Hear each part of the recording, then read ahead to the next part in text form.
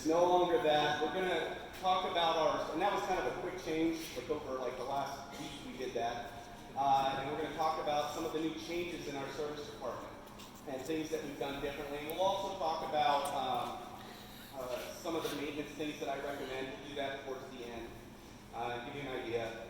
Also, you'll notice on your handout, it is the same handout we kind of handed out on the last seminar. So you'll see it says Stump the Chump on there. That was from the last seminar. So Mike is here. He's not a chump. He's a master certified technician. You can ask him anything you want later on. I'm not going to call him a chump. I work with him every day, so I'm not going to do it. So a couple things that I wanted to talk about is some of the changes that we did in our service department, some of the things to expect in our service department, that what we're striving for, and then and go from there. One of the things that I want to tell you about is we've noticed, we listen, we hear everything that comes in, and obviously I don't know a single person that has ever woken up and said, I hope this RV breaks today. I hope it does, and I can't wait to go see Pat. I'd love if you did, but it's not going to happen. So realistically, nobody wants to come to the service department. It's something that you have to do in order to operate and keep that unit maintained and going. So, what is that? I thought I heard something. Huh? Yeah, oh yeah, exactly. Right there. Simple service. We got coffee, donuts, all kinds of stuff. Awesome. So some of the things in this industry, we've seen a massive growth in the last couple of years. It has hit a lot of people by surprise. I mean, it's awesome. It's a great problem to have. But in the service department, it is difficult to keep up because if I put an ad out there on Indeed for a service RV technician to hire, all I see is tumbleweeds across Indeed. It doesn't exist. You have to train them from within, and that's what we strive here. We strive to train them from within, and we'll start them out as a basic tech with somebody else, and then we do certification from RVPA in order to train them to what we feel they need to be, all the way up to master certified technician. And that's the way we have to do it. So a lot of times we'll put it in Indeed, like we're looking for people that are handyman. Different things like that, because that's what we're really attracting with all that great person. Somebody that knows ACs, furnaces, flooring, roof, you know, the whole shebang. So that's one of the things we looked at, and I'd like to tell everybody that we were able last year, just recently, as of a month ago, we were able to fill every single bay we have back there with technicians, which will then help us produce quicker service for you. And then the majority of my guys are back there. I think I have 2 newer guys, but other than that, most of them have been here over 2 years now. So we've now got that training through those guys, and of course Mike, and as well as the other Mike that does the other seminars here. They've both been here forever. Forever. 25 years and 25 years plus, so which is awesome. A couple other things, though, that we really need to strive on, and because that industry grows, it kind of bottlenecks everything. So we tried to figure out a way, how can we get your unit through the service department faster, more efficiently, and better quality? Obviously, the tech's being trained to give you quality. But to produce it through there, we have to figure out a way that we can open up. So what we did different this year, and which it's been talked about trying to achieve, is how can we open up time? Time is all we have. So we went through on all of the units out here, and we started prepping. And what that means, we go through whenever you purchase a unit here, we prep the unit the day you purchase, or when you purchase it from the sales department, we take it to your shop, and we go through everything. So what we decided to do, which is a very difficult task, and my team works 6 days a week throughout the winter. We didn't take a winter break off or anything like that because we wanted to achieve this, to get everything on the lot prepped. So that way, it no longer goes and goes back here. It only takes us an hour to get one ready if somebody wants to purchase it. So it doesn't affect our schedule. So that gives us more time for you. So that's one of the changes we've made. Also, we brought in a few different companies to help us make changes for the front end. I have a question for you.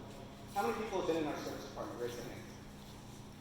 I would like to know how many people had somebody at the front counter, my service advisor, lovely young ladies, go out and walk around their unit and go through every single concern you have. 3. That's a problem. That's a problem that is no longer going to be.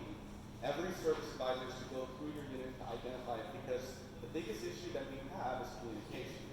And if communication isn't done correctly, you can write something on. I'm a technician too. If I look at a work order and I read something, I'm not the one in your mind. I could read something totally different than what's on paper. So we need to identify firsthand of what the issues are. So we had a company that we're looking at right now called Dealer Pro to come in to show them different routes and angles to do that, as well as we have what we do live by is Spader. Spader is a training company that goes through and trains us. By the way, I had a whole script here. I just threw it to the side. I just got to go off. That goes through and trains our people, and we go to find out different avenues to at least figure out how we can increase those numbers to go through the shop in more time than that. So we're all about trying. We hear when it takes 2 to 3 months to go through a shop. We hear it. We know if you don't want it, you got problems. But there are so many variables that come into play that we're trying to unique that kind of speed go off faster. Another thing that that a lot of people, when they see an RV and they bring it into the service department, how they perceive it should be. Well, we always base it off of what? Anybody think, what do you base, what should happen back there? It should be like taking it in for a car. Exactly. Wait for somebody to say that. Taking it in for a car repair. Guess what? I don't do anything chassis. Realistically speaking, I do oil change. That's it. We don't do anything under the hood. We sublet all that out.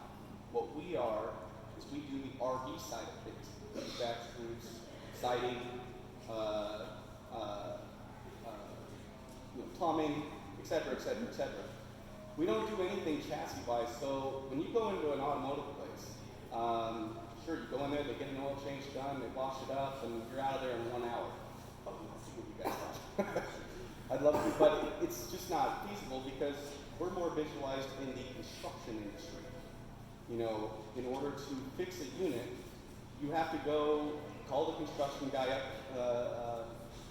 a foreman or anything like that, call it up, say, I need my stairs repaired. Okay, this actually happened. The guy actually came out, and I needed it was too steep. I wanted it more level, you know, so I don't fall and die. And he came out and he broke one piece off and said, I need a deposit. I go, you can do it. just broke the piece off, and I gave him, I forget what it was, $100 or whatever the case is, so that way it guarantees him the job, I guess. And then I didn't hear from him for 3 months. And then he came back, and I'm not even talking about $150. But not what my vision was, but that was my fault because I didn't explain it correctly. So I'm trying to get that time frame from construction, and if we view us that way, it is a lot faster than construction in a general sense, in most cases. Now I'm trying to get more towards quicker, towards where we're leaning more towards the automotive. It's never going to be there. We're 15 years behind the automotive. It's just a guarantee. But if we can get closer, then that's a stride in the right direction. Put it this way, an automotive is a great question. An automotive, you have a VIN number. You call up Cragen or the dealer or whatever it is, and you say, hey, I need this part. What's your VIN number? Finds the part right there. It's an amazing idea. How RV hasn't done it yet, I don't know. It is the best. They have no breakdown. You have to send a photo, a measurement, and then a picture, and then describe the color to them, so that way they can make a part number that actually doesn't exist yet, and then we can order it. So sometimes some parts can take 2 days just to get a part number to order. And then other times it is easier, you know, where it's a common part. But just some of the differences you see between automotive or construction versus RV.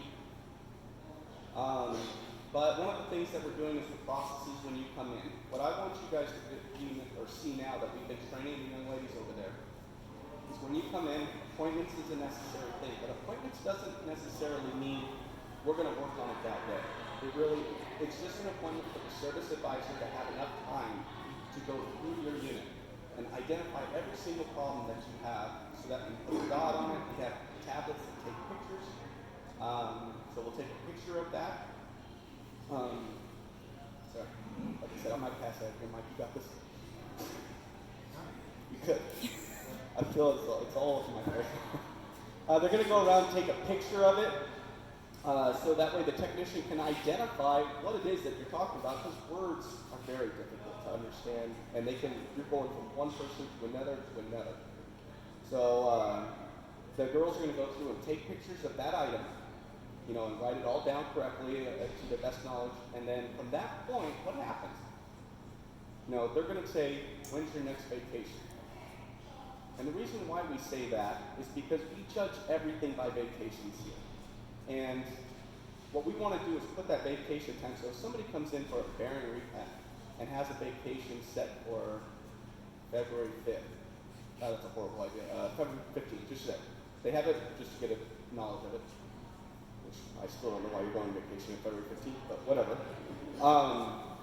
So you have a vacation set there, and it's just a bearing repack. I have all the parts to fix that. I know I'm going to be able to fix that. So I might pull that in if I'm really busy on the 10th or something like that. Even though that's a time span that I could have been working on it, I'm going to pull it in there because I know I can get that done and get you out on that vacation. And there may be 3 other people that have a vacation on the 5th. You know, I want to make sure that everybody can make those vacations. Is it a perfect system? No. But it does work a lot better than waiting in line for the first come, first serve. And the reason why is if I put you in line for first come, first serve, I have seen departments wait 5 months to just look at it and then start working. Because first come, first serve, worked at a dealership that did that. I was a writer at that dealership that did that, and it was it was bad. I mean, all it was just people very upset. This promise date system works, but we tweaked it to work even better. Because before, when I first got here, we were doing it as vacation date, and then we'd look at it, but we didn't solve anything. We looked at it 5 days before, but nothing was solved. We found out the problems, we ordered the parts, but realistically speaking, it wasn't cured. So now we review the work orders on the day dropped off with the writer, and we try to order any basic parts that are needed that day. Because, like I say, parts can take time. I don't think I told you that, but they take time. A week to 2 weeks. Minimum, I've even seen them take 6 weeks. So we order it that day to get our best chance of making your vacation with everything you need. Then from there, we'll look at the lines and see if there's a refrigerator in op.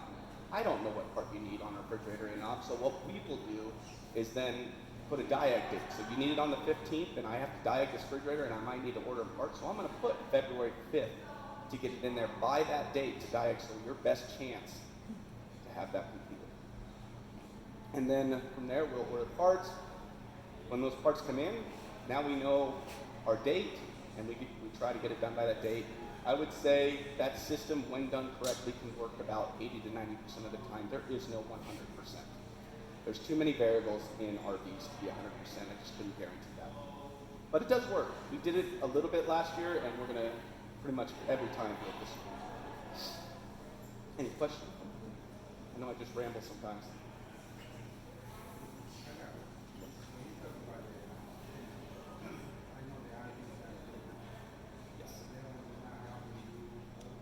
He asked, and I'm going to repeat the question just so everybody can hear it. He asked if, I know I've had that problem in the past, I forgot to repeat questions.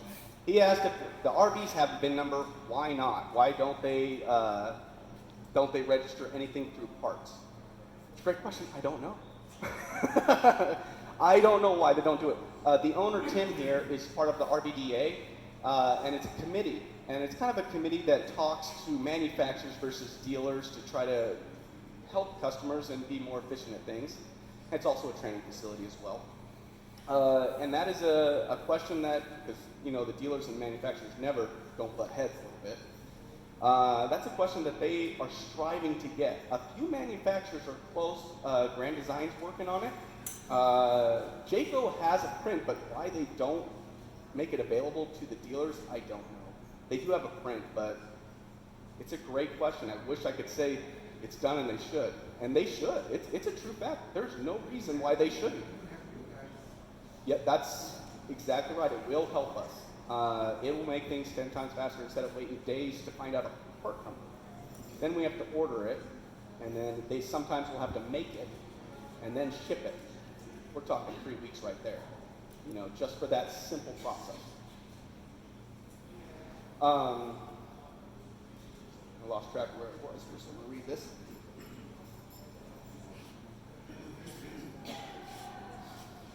Busiest time, but it's a good time to bring it in. I skipped him a few times. I don't want to miss him again. Badger. So where do we sell that Ford chassis? We go to Badger in Milwaukee. It's the only one that we have found, at least that I know of, that will be able to house a motorhome. That's the hard one, is when you're going out and you need somebody to work on your chassis stuff. Most Ford shops hear a Ford RV and they're like, whoa, we can't house that, we can't do that. Badger. If it's not warranty. Oh yeah. If it's not warranty, if it's a Ford chassis, it's not warranty, you can still use Lynch Truck Center on Highway 20. They'll work on all brands. You're Lakeside World, right? Yeah, Lakeside World too, they'll do it, but they can't do warranty work. The warranty work must go to a Ford dealer. Or if it's a Freightliner, it must go down to Truck Country, thank you. Once again, California guy, you're gonna have to ask him for directions, I'll get you lost. Lynch Truck Center is right on the corner of Highway 20 and 36. It's a little side road out of there. And then Lakeside is actually right on this same frontage road. You go down around the corner, follow the corner to the left, Lakeside is right there. It's literally half a mile from here.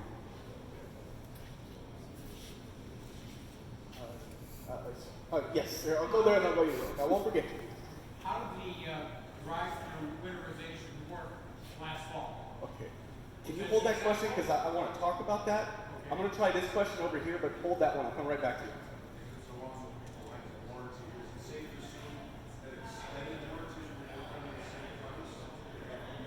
In this state, yes. In this state, yeah. Will the extended warranties work? I shouldn't say that. Delete that. In the extended warranties work the same way as the warranty process. They're a little different, but in this state, they still go under a warranty issue. Most other states, it's just like an insurance company or rather than that. It's the laws that you have in each individual state. But the difference with that is I don't have to order a part when you have extended warranty through the manufacturer. I can go to what you stated earlier, NTP, or any of the other branches that we have to get that part faster. So yes, I can usually get an extended warranty situation out faster than a warranty situation. As long as that dealership is willing to bring you in, they can process it. Even a mobile guy who's willing to do it can process it on an extended warranty. He can't process warranty work, but extended warranty if they're willing. I'm not their business, and I can't force them to do anything, but they do. I do know some that have that ability. You can see some mobile guys have the ability to do warranty work. I don't know how they're doing that. That's awesome. I've only heard of that case like 2 or 3 times. That's a rarity. But a lot of times when you're out and about, not a guarantee, but you can usually have a mobile guy come in and contact the manufacturer and say, I'm stuck, this is what I'm doing, get their permission, have somebody come in, you may have to pay him, but then we can submit the bill and get you your money. But you definitely would want to contact the manufacturer first before doing so. Almost come back to them. I'll come back to it. Oh. Whoa, Mike's not retired. There, somebody else.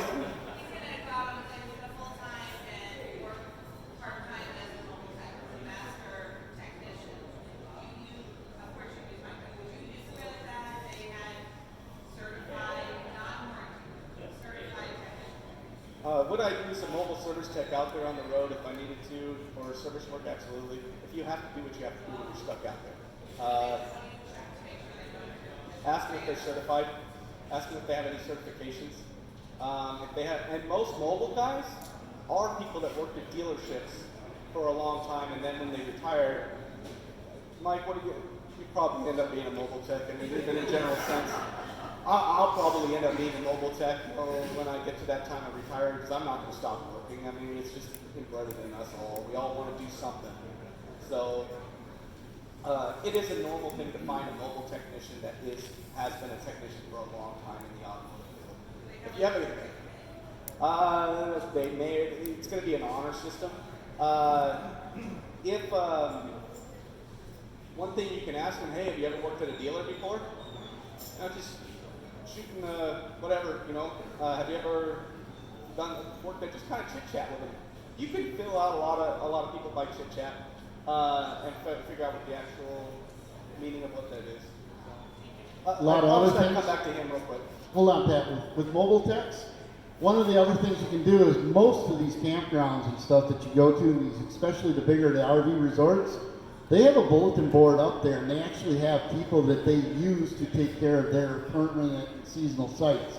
So the best thing to do if you're at one of those or something, go up to the office and ask them who they're using and ask them for qualifications and stuff like that. You'll get a good answer about that rather than just grab anybody out of the phone book. Okay, let's go back to your question, and it was about, are we doing drop-in? Yes, we started, he asked if we're going to do fall winterizations. Obviously we're going to do fall winterizations, drive-through fall winterizations. We are, and we're going to extend it. We're going to start extending it probably early September. we talked about it. This is not like written down or anything like that, but it was a huge success to do drive-through winterizations. Even if you're coming in for service work and you need service work done, but we have, the reason why I back people up on when they drop off is because I've got nowhere to park it. You know, so I have to keep that revolving door moving. So we promote people to use our drive-through winterization. It happens on Saturdays only. We have a team that goes out there and winterizes it on the site. Just, you don't even unhook from your truck. It worked very, very well. And even if you have an appointment 2 weeks from now, it's still worth coming in there because what's the number one thing? I cannot tell you when it's going to freeze. I cannot control it. And just because you made an appointment farther out, I still can't control the weather. So I made an appointment for winterization on November 15th, and it froze. Pat, what do I do? I'm like, there's not much I can do. If it comes that time, it's too long. You know, so we're going to extend that drive-through winterization for you guys on Saturdays and Saturdays alone. Now that means that I'm probably not going to bring any service work to be dropped off that day. It's merely going to be drive-through winterizations, and we may probably going to believe this one may be doing some deals if you come early. Okay, so we're going to look at that just to discount for coming early because I'll tell you what, when we see that freeze on our phones, that phone blows up, and we're like, I've got to tell people I'm sorry. There's nothing I can do if you're waiting too long. I just don't have that ability. Yes. If you're adding a drive-through winterization, are you going to have also explain the drive-through de-winterization?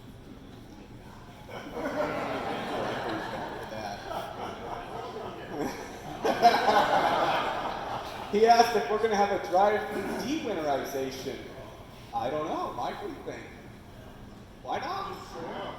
Why not? Hey, this is your change, right? Yeah, we're changing. Hey, what's the most expensive 7 words in a business? Anybody know that answer? 7 words, the most expensive 7 words in a business. That is the way we've always done it. That is the way we've always done it. As cost businesses tons of money because times change and you can't. And that's the same concept here. We can't keep doing the same things. We have to evolve. And that's why we have this seminar. You know, to tell you we're trying new things. Is everything perfect? No. I appreciate you guys not beating me up. You know? But yeah, I know, really, right? Get this smile on the face here, even though he can't even breathe, he's gonna pass out in a second. But yes, that's what our goal is, and I like that. Thank you, sir. Write your name and see me afterwards. Yes, sir. But out of town visitors and they leave and I need to dump things. Do you have a dump station? We do have a dump station. If it was purchased here with the Priority RV Network, we do. It is free of charge. If it is not purchased here, there is a $10 fee to use that dump station, and it's right out there. It's locked up now. We don't have it open during the winter because if you're dumping your tanks right now, there's no point. There's no point. You're going to see me in spring with all kinds of issues, unless you somehow kept it warm, which is I'm all for winter camping. But you've got to know what you're doing with winter camping. You have got to really know every ins and outs because if you're just trusting the furnace to stay running forever, it's just there's so many variables that you would be involved with. That's a whole nother talk. We won't get into that. I'll be here forever. Any other questions? At what point in the warranty process will they tell you ours came in 3 or 4 times, and the 4th time they told us because we weren't satisfied it was a cosmetic problem? Was it the same problem? Yes. If it's documented and it's a cosmetic issue, I'd have to read into it. Come see me after and I'll look at it because there could be different variables that are involved in that. Could somebody have misdiagnosed or could somebody have, there's so many different variables. I'd have to know the ins and outs before I can answer that question.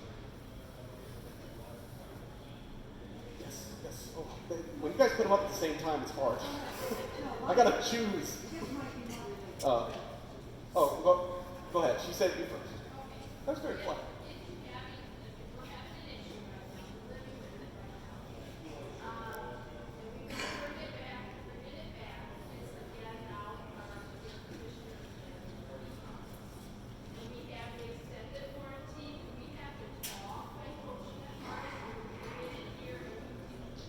She asked if she has an issue with her AC, and she has an extended warranty. Does she need to call the extended warranty before she comes here? The answer to that is no. I'm going to tell you though, it's a little harder for me to diagnose refrigerators and ACs and plumbing issues at this time of year. Oh, well, that's fine. I can do that. Now, a heat pump, if everybody knows, some ACs come with the heat pump in that system, which is electric heat. It does, you can't really, a heat pump is designed to work after the furnace has got it up to what degrees you say. It doesn't matter on the inside. If the outside ambient temperature is below 40, 45 degrees, the heat pump will not work. It'd be just like the air conditioner freezing up. Yeah. So, yeah. And you would just call in, and you don't need to call an extended warranty for that. That's just, you just tell the service advisor that you have one. If it was purchased here, they should be able to see it. But even so, there's a lot going on and a lot of information and being transferred back and forth. It doesn't hurt. Hey, just so you know, I've got an extended warranty. They're probably going to ask, but, you know, what's it going to be to say it? Not good. Then here, yes. I'm doing pretty good at my memory. Usually look at this. My wife got me this in Florida. We took our daughter there and it says squirrel. I mean, that's me to the T. The last thing I want to talk about is what to expect on servicing your units. Like, a lot of people don't realize that there's, just like a car, we have to maintain our RVs. And I just want to go over that, just a quick little segment of what we do. And I'll use based on motorhomes and trailers. We'll use, on the motorhome side, we do everything by year. So once a year you want to get your motorhome serviced, your oil change. Don't wait for the miles to hit. Because if you do, I've had a gentleman come in and says, bought his 92 motorhome in and said, I'm ready for my first oil change. And I'm like, well, what's the point? What's the point at that time? There's no point. So you want to do everything by a year. You wouldn't leave your 69 Camaro just sitting there and then 3 or 4 years later decide to go drive it. You're gonna take care of it. And you have to think of these motorhomes, they're a lot more expensive than a 69 Camaro. So, well, which one? You got a really cool Camaro. But, you know, you just got to use that aspect. Make sure once a year. But another thing besides the oil change and the generator oil change, same concept, is the RV side of it. What do I have to maintain on the RV side of it? And there's pretty much 4 basic things that you need to maintain. If you have a trailer, repack the bearings. I'm kind of you can ask 10 guys, get 10 different answers. I'm more of the book says once a year, but if you don't drive it maybe a couple times up and back, make sure you get it done once every 2 years. You know, if you're just going to a few 3 trips a year, you know, real close, you know, you're kind of overkilling it then. But once every 2 years at minimum. But if you're driving all over the country, having all kinds of fun, make sure you get it done once a year. And then the other things I recommend once a year is your appliance service. And what that means is all the appliances, AC, furnace, refrigerator, water heater, they all need to be cleaned out. A lot of people tell me, oh, I don't really do it, I haven't used it. That's the worst thing. That is the reason why you need it the most. Is because when it sits is when it collects all that dirt and debris inside those burner chambers. I've seen spider webs kill trips. Full-on trips. People brought it back because they could not get their furnace working, or they could not get their refrigerator working, or their water heater because of a spider that got in there. So servicing your water heater and all those items together once a year is a good idea to do. Also, your roof. The manufacturers only warranty the seal, not the membrane, the seals around the roof for 90 days. And those can start cracking over time. Usually I see once a year you gotta get it looked at. I can guarantee you once a year I can find something up there that I can spot. And what I mean doesn't mean that it's leaking. I'll be really just doesn't mean that it's leaking or anything like that. It just means that there's starting to see a little cracking up there on the dipole that's put on the roof, I guess you could call it. And when there's cracking, it invites the chance of a leak. So why take the risk? Clean it, seal it up, peel it back, seal it up. There's a lot of ways it can be done. And the last thing are your slide outs. There are 2 types of slide outs. There are things we always recommend to have them serviced once a year. And what I mean by that is all the rubber seals around the slide outs need to be serviced. Lubrication, self-lubrication in the parts department, that gets put on there, spray it on there, you wipe it down. And then the gears underneath, and I say that specifically underneath, because there are a lot of slide systems. They need to be lubricated once a year, except for that one right there. If anybody wants to,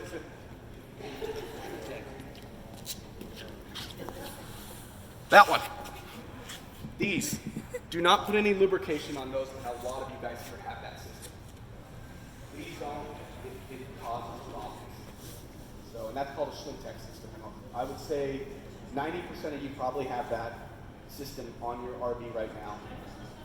Schwintek. The seal around that, though, still needs to be lubricated, so you still need the service. Just don't lubricate that if you ever decide to. Yeah, that is a very big thing. Because I have people that come in and trade their units in, and I'll look at that and I'll just go, oh no. But you know, just some of the basic things that you should know about. And the girls will have a menu if you guys are asking about pricing on any of that stuff. They're the experts at that, not me. I'll just shoot numbers at the hip that don't make sense sometimes. So please ask them. But something I wanted to cover with in that, so everybody knows. And we're trying to promote as more education comes along with the service advisors to keep reminding people of that, what needs to be done. We'd like to be the ones to remind you.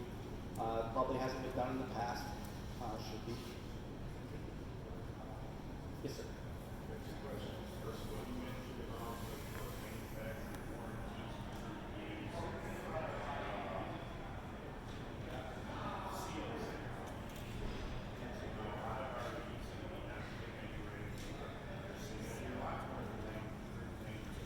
Yep. Well, it starts when you purchase it. It starts when you purchase it, but when we go through a PDI, we try to get a look at everyone, you know, that we can.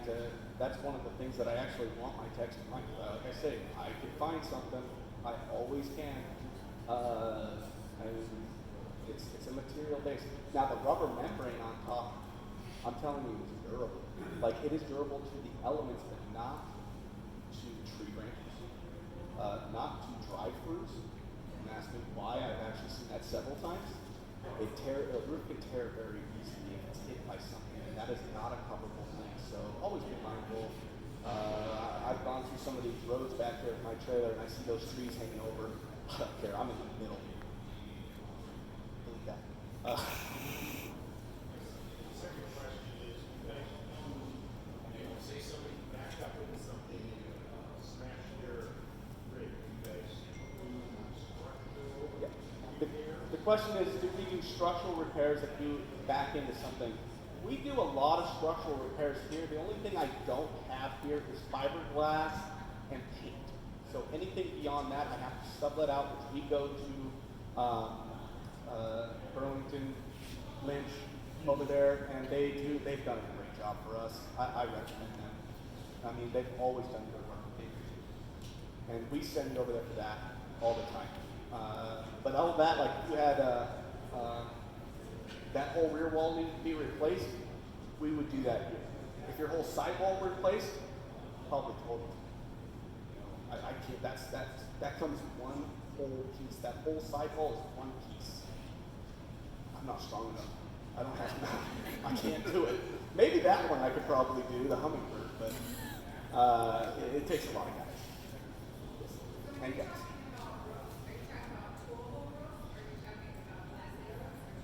Well, there's a lot of roofs out there of different styles. There's fiberglass roofs, but the most common one we come across, even in motorhomes, maybe not on the Dutch Stars or anything like that, but on like most units, you're going to have a rubber membrane. A rubber membrane. And that rubber membrane, in 12 years, I've seen one that's 30 years old deteriorated, but I have never seen one in a 10-year span that's ever deteriorated. I've never submitted a case for it. I've never had a failure of a material defect. Now, I don't mean that I haven't gotten ones covered by warranty because of misinstallation from factory. That has happened. But that's still an outside influence that caused it. The material didn't fail. It was somebody who installed it incorrectly failed. So It's not that I can't get that covered by warranty. It just depends on how it happened and where and why. But yeah, the material itself is solid. It's solid. I now you could ask another 10 guys and then they say something different, you know. But that's just. But you know, if any more questions, I mean, this may wrap everything up. You guys like this seminar? Is this something you'd like to keep on there? All right, I love it. All right. Obviously, we'll be doing the same seminar again in a year. I might have a small segment during our open house, which I do want to invite everybody to, which is on your paper, March 5th through the 8th. We'll be at the Milwaukee show or the West Dallas Monster Mile State Fair. Thank you. We'll be at that show, and then the next weekend we'll be here doing our open house. And a lot of people come for this. We have all kinds of stuff, games, giveaways, and as well as all of our vendors here. A lot of information that you can get. We have a lot of people from different companies come in. I don't have the list in front of me, but battery guys, questions you can ask that way. My daughter will be 7-year-old got with me. Okay. Let's give Pat a little break here in my hand. But I want to cover here though, we still do have the door prize drawings. We need all of those. I will be here to answer any questions for you guys one-on-one like we always do on every seminar. I just want to add just a couple of little things that, as far as how to get good service along with this seminar. One of them, if you guys help us help you, if you could come in and you say, I've got a water leak, that means nothing to me, that means nothing. We are going to try to train the girls, as Pat said, to get answer these questions. But if you can tell us, is it a plumbing leak? Is it a rain leak? Is it raining? You know, is it coming in the slide room? Where is it coming in? Same thing, my refrigerator doesn't work. Were you dry camping? Were you running out of electric? Were you level? There's all kinds of little things that you guys can do. The more details you can give us, the quicker we can diagnose the problems. It gives us a lot better way to go, and if it's a customer pay, it's costing you money, and you're going to want to help us